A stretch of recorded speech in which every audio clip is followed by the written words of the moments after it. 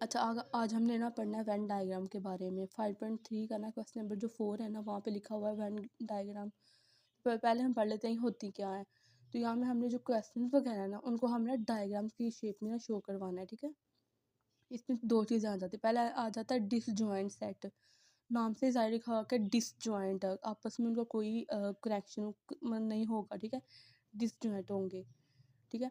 पहले कह रहे हैं कि जो जिनमें कोई भी नंबर, कोई भी एलिमेंट्स वगैरह सेम नहीं ना होंगे, तो उसको हम बोलते हैं डिसजॉइंट। इसमें ना ये जो बाई रेक्टेंगल शेप में है, ये एक यूनिवर्सल सेट की डायग्राम है, ठीक है। यूनिवर्सल सेट को रेक्टेंगल शेप से शो करवाना है। बाकी ए और जो बी सेट होगा ना, उसको क्योंकि इसमें कोई भी चीज़ कॉमन नहीं है, तो हम इसको ना सेपरेट कर लेंगे, ठीक है।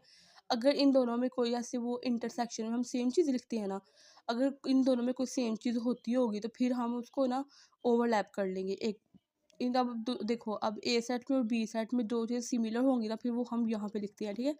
बाकी यूनिवर्सल सेट सेम इस तरह। ओवरलैपिंग बोलते हैं जिसमें कोई चीज़ सिमिलर हो, जिसमें सिमिलर ना हो उसको हम डिस्जॉइंट सेट बोलते हैं।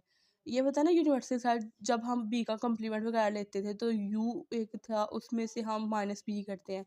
तो ये उसको ज़ाहिर करने के लिए ना ये डायग्राम, ये रेक्टेंगल शेप उसकी है, ठीक है। अब क्वेश्चन की तरफ आ जाते हैं। पहले जैसे इसका ना फर्स्ट क्वेश्चन है, यहाँ वो उन्होंने हमें यूनिवर्सल सेट दिया हुआ है 1 से लेकर 10 तक। ए जो है उसका 1 3 5 7 9 है, और जो बी है उसके 2 3 4 5 8 है, ठीक है। और क्वेश्चन नंबर 1 में कह रहे हैं कि अगर ए माइनस बी इक्वल होता है, मतलब क्या कह रहे हैं कि अगर ये है इक्वल है ए इंटरसेक्शन बी कम्प्लीमेंट का, तो हमें ना ये मतलब बताएं आप ना, इस डायग्राम के ज़रिए ना हमें ना शो करके दिखाएं, ठीक है। सबसे पहले हम हर पहले चीज़ लेफ़्ट साइड सॉल्व करते हैं। उधर क्या लिखा हुआ है, ए माइनस बी।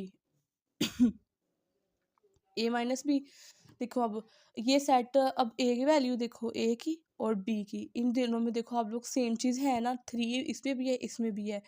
5 इसमें भी है, 5 इसमें भी है। और हमने यूनिवर्सल के लिए पहले हमने ये रेक्टेंगल बना लिया है, क्योंकि इसमें यूनिवर्सल का है ना, यहाँ पे यूज़ हुआ है। यूनिवर्सल के लिए पहले हम ये बना लेंगे, ठीक है। यू लिख लिया।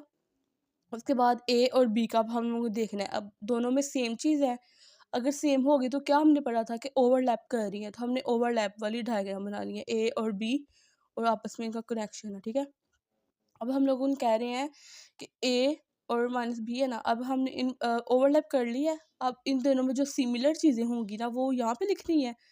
3 इसमें भी था, 3 ए में भी है और बी में भी है, वो लिखा।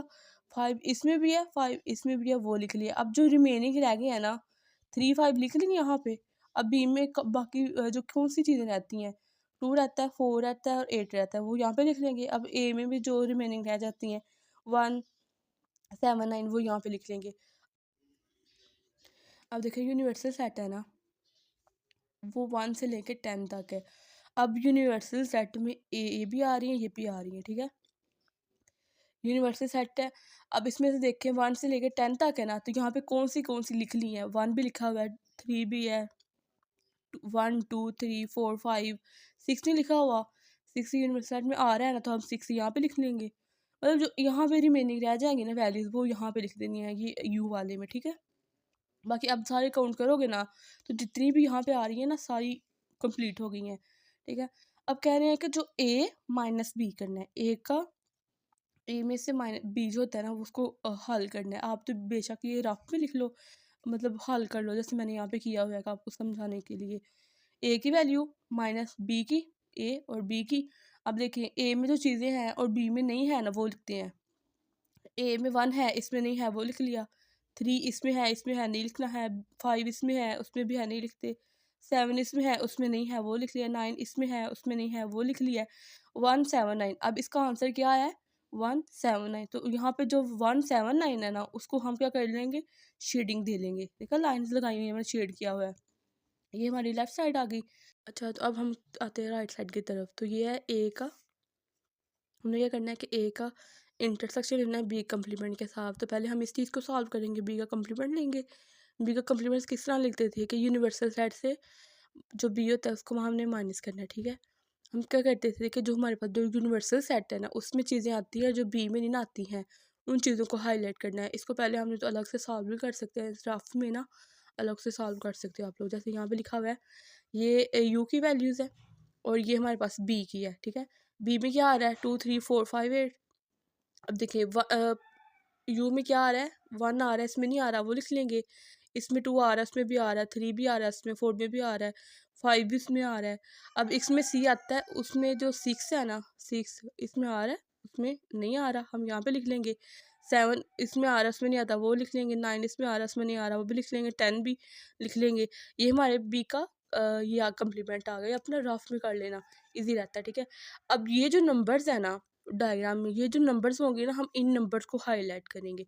इसके अलावा हमारे पास जो बच जाएंगे नंबर उनको हमने हाईलाइट बिल्कुल नहीं करना है। जैसे देखिए अब यहाँ पे 1 1 6 10 7 9, यहाँ पे देखा 1 6 7 9 10, ये था। इन नंबर्स को हमने यहाँ पे हाईलाइट कर लिया जहाँ जहाँ पे वो नंबर थे, ठीक है।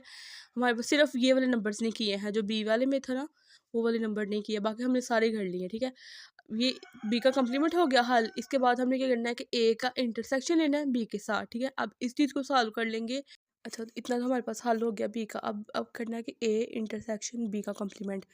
बी की अब ए की वैल्यू लिखेंगे और उसमें से इंटरसेक्शन करना है जो बी का आंसर है ना बी कम्प्लीमेंट उस वैल्यू को। जैसे यहाँ पे लिखा हुआ है ये एक ही है, इंटरसेक्शन का साइन साथ में जो ये आंसर आया था बी कम्प्लीमेंट का वो लिख लिया है।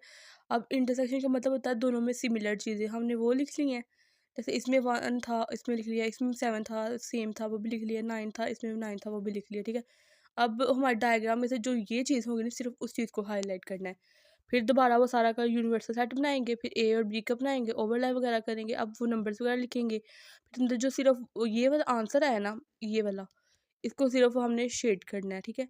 ये सारे अब जो ये चीज़ें जो है ना ये वाली जो मैंने की हैं ये रफ में किया है, ये साइड पे की हैं, ये सारी रफ में आप लोग को कर लीजिएगा, ठीक है। पेपर्स में जो लिखना है ना वो ये डायग्राम्स बनानी है और यहाँ पे भी सिर्फ ये वाली डायग्राम बनानी है। बाकी ये हल वगैरह करना है ना ये अपने खुद अपनी आसानी के लिए करना है, ठीक है। अब देखिए ये जो हमारी लेफ्ट हैंड साइड थी उसका आंसर ये है और जो राइट हैंड साइड है उसका आंसर ये है। अब दोनों का आंसर देखिए सिमिलर है, देखिए इसका और इसका, ये देखिए ये साइड शेड है उसकी भी ये नंबर शेड है। तो ये क्या कह रहे हैं कि हमारी लेफ्ट हैंड साइड इक्वल है राइट हैंड साइड के, ठीक है। बाकी ये वाला चीज़ जो मैंने हल किया है और ये साइड पे जो किया है ये अपने रफ में करनी है। बाकी आपने उधर ये डायग्राम बनानी है इसके अंदर और जब राइट हैंड साइड करेंगे तो उसमें आपने ये 2 डायग्राम्स बनानी है, ओके।